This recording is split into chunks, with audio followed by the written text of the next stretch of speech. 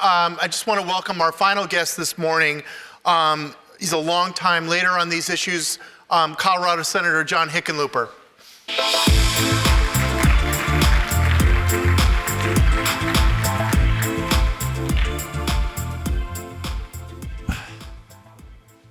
So you and I backstage were just talking about how things are different this year than last year when you had Senator Manchin, and obviously the dynamics are a little bit different as well. What are can you just talk about the pluses and minuses of how this is a different situation now in terms of getting something done on permitting? Well, certainly part of the opportunity here is that Joe Manchin and John Barrasso worked so hard on their permitting reform bill that what we've got to do now is just get up over the hill. Not that that's going to be any easier, just for all the reasons you all have been discussing this morning. But Joe Manchin talked to a lot of people all the time about a lot of different aspects of permit reform. So he, in many ways, educated not just the Senate, but the Congress to a certain extent, and also the American people. And I think a lot of what Senator Schatz was talking about in that previous session, or our previous test, is now within reach, where people do see that this is an alignment of self-interest. And whether you're talking about politics or business, when you get people's self-interest aligned, then good things happen. Okay. Let's talk about the bill that you've sponsored with Senator Curtis, the Co-Location Energy Act.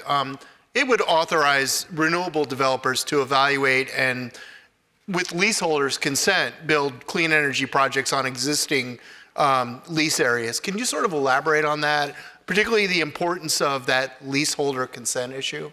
Well, I think that, and this is a bill we've got with Senator Curtis. Right. And we wanted to make sure that we protected individuals' rights, but that once the process has been engaged, and once someone's gone through, or a group of people or any entity has gone through the appropriate processes and has the ability to use that public land for, let's say, an oil pipeline or some other fossil-related endeavor, that public land, therefore, if without impeding the previous use, they can use it for wind or solar, it shouldn't be denied. And I think, again, broad-scale support both in the Senate, but I think also with the American public. Yeah. Your bill also would kind of expedite the permitting process by, kind of assessing if wind and solar could qualify for a categorical exclusion under NEPA. I'm assuming everyone here knows what a categorical exclusion is, but can you sort of talk about why you thought that was important to include? Sure. And I think what we're trying to get to, and this is, I think each discussion of permit reform brings this more to the surface.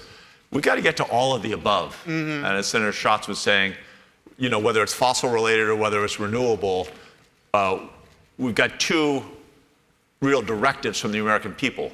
Cost matters. We've got to make sure that we get that electricity at the lowest possible cost, and we want it as clean as possible. And I think everyone shares that. You talk to the chairman and CEO of Exxon about these issues, which I've done. Right. And he understands it's a constant effort to get cleaner energy. Pretty much everybody in the energy industry, I'm an old geologist, pretty much everyone in the energy industry started out as an environmentalist. Not everybody, but an awful lot of them did. And they want to see that nexus between lowering cost, but at the same time moving towards a cleaner energy future. Yeah.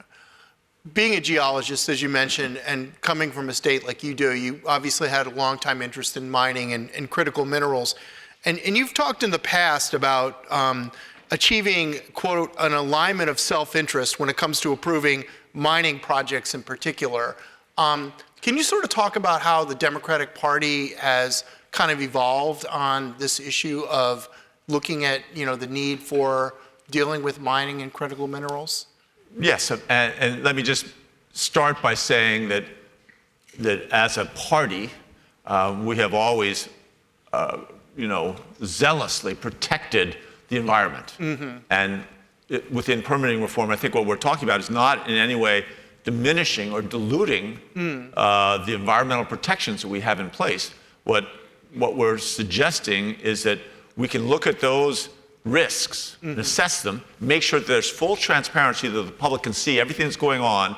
But once we go through that process, an appropriate process, then we've got to go, forward. And we've got to make sure that whether it's wind and solar or it's a natural gas pipeline, once it's been approved, we want to make sure it can get built.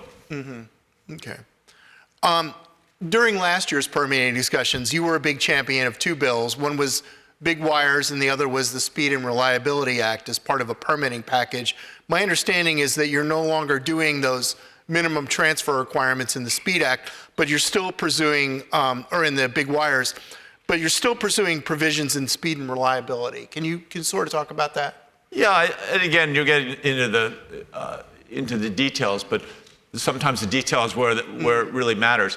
The focus, again, it gets back to that focus is how can we get electricity where it needs to be at the lowest possible cost, and make sure that as we're doing that, we are rewarding the investment, but at the same time protecting the public right to know. And the same thing with the mining issues.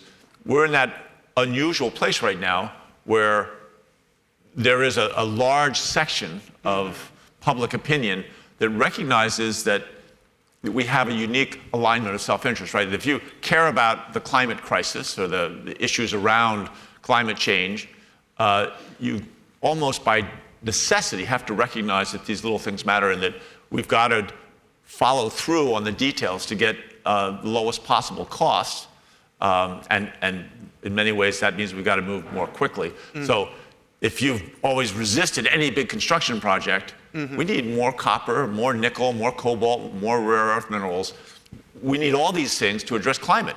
If you believe that climate change is a real risk, that's a serious issue. So we need to recognize that from that perspective, suddenly you have an alignment of self-interest that they say, well, I've always fought a mining project, whether it's the United States or anywhere else in the world. Now we have to be very thoughtful when we say we're going to oppose a project because we realize we cannot address climate change without more of some of these metals and minerals. Okay. So on permitting reform, just bottom line, I'm sure everybody here is very curious to know. I mean, how optimistic or pessimistic are you about getting something passed, getting it conferenced, getting it to the president's desk in an election year? Well, I'm I used to refer to myself as an entrepreneur on loan to public service. As an entrepreneur, I have to be optimistic. It's in the nature of the job, but I'm also a realist and a pragmatist, and I recognize that this is a pretty steep hill, and that a lot of people before me have died on this hill. I think we'll get it done. I think we'll probably get it done in the first quarter, maybe even sooner than that, just because there is this unique alignment of self-interest that where I think many in the environmental community, they may not be happy with everything, and we're still negotiating in the permit, trying to, as we reform permitting, what does that finally look like? But I think that we're getting closer, and again, what Joe Manchin and all the people, and I was one of those people over the last couple of years that helped create and push that boulder up the hill. We still got a ways to go, but it's a lot further up than it was, let's say, 2 years ago. Yeah, you talk backstage about the coordination that's going on, particularly with Senator Whitehouse, who's the ranking Democrat on Environment and Public Works, and your committee, Energy and Natural Resources. Can you sort of talk about that a little bit? Sure, and I think this is going on with the Republican chairs of those committees. Sheldon Whitehouse on the Environment and Public Works is the ranking member, so he's a top Democrat. Martin Heinrich on my committee, Energy and Natural Resources. Everyone's meeting on a regular basis, the Republicans and the Democrats. Now, I'm not saying that they have consensus, and there's still things that are being worked out, but let me say this, in the United States Senate, I can find many more examples where the Republicans and Democrats are not talking about something that really matters. And this really matters, and I'm optimistic because the Republicans and the Democrats are having, not just talking to each other, but are making suggestions, listening to each other, responding. There's an attitude towards neither side's going to get everything they want. And usually when people broaden their sense of what a victory looks like. They broaden their self-interest. Right. That, you know, in a broader array of outcomes, they get something better. That's when you get transactions. That's when you get progress. Yeah. Separately from legislation, I mentioned you recently joined some of your colleagues, Democratic colleagues, asking for answers from Secretary Burgum on the Interior Department's recent order requiring his personal approval for routine solar and wind permitting decisions. What was your impetus behind that, and have you gotten any response? Yes, and I like and admire, I think of him as Governor Burgum, but Secretary Burgum. I've known him, his first 4 years as governor, my last 4 years as governor of Colorado. And what we hear, and it's just not from citizens, but it's from some of our rural electrical co-ops that really depend on some of the opportunities in the Inflation Reduction Act, and they're now disappearing. And it feels like to them, and to a lot of people that are reaching out to our office, that Secretary Burgum is scouring every application for the smallest thing that they can use as an excuse to stop the project in its tracks. These things that have gone through, at least to our eyes, all the right steps, and they've gotten approvals in the right way, and these are projects that would actually bring less expensive, cleaner energy to the American people at a time when, again, you already talked about how the landscape is changing, how AI puts, there's these storm clouds on the horizon that they're going to dramatically increase the cost of energy, and yet these are the projects that are in the hopper right now, especially these wind and solar projects. They're the only real solution short term, and by that I mean in the next 5 years, that we're going to get. We kill the wind, we kill the solar. It takes 5 years for GE to get a turbine going.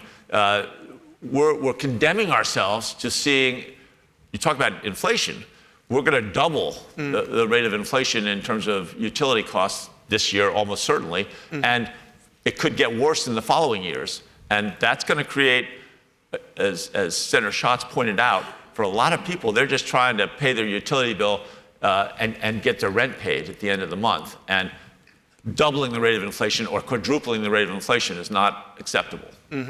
Yeah. Well, unfortunately, we're out of time, so we'll have to leave it at that. Thanks again for joining Axios.